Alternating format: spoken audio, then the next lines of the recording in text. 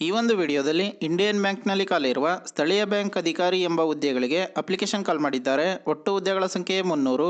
ಉದ್ಯೋಗ ಸ್ಥಳ ಕರ್ನಾಟಕ, ಮಹಾರಾಷ್ಟ್ರ, ಗುಜರಾತ್, ಆಂಧ್ರ ಪ್ರದೇಶ್.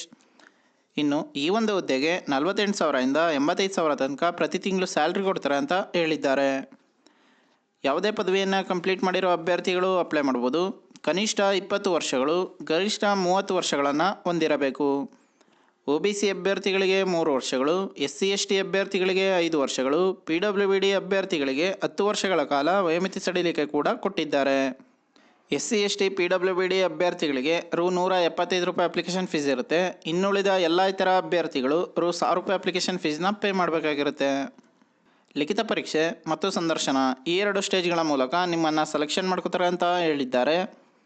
13/8/2024ರಿಂದ 2 ಸೆಪ್ಟೆಂಬರ್ 2024 ತನಕ ಅಪ್ಲಿಕೇಶನ್ ಹಾಕೋಕೆ ಮತ್ತು ಶುಲ್ಕವನ್ನು ಪಾವತಿಸೋಕೆ ಡೇಟ್ ಕೊಟ್ಟಿದ್ದಾರೆ.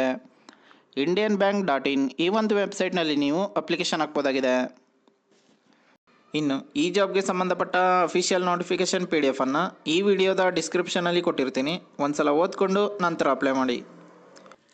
ಅಪ್ಲೈ ಮಾಡೋ ಎಲ್ರಿಗೂ ಕೂಡ ಆಲ್ ದ ಬೆಸ್ಟ್.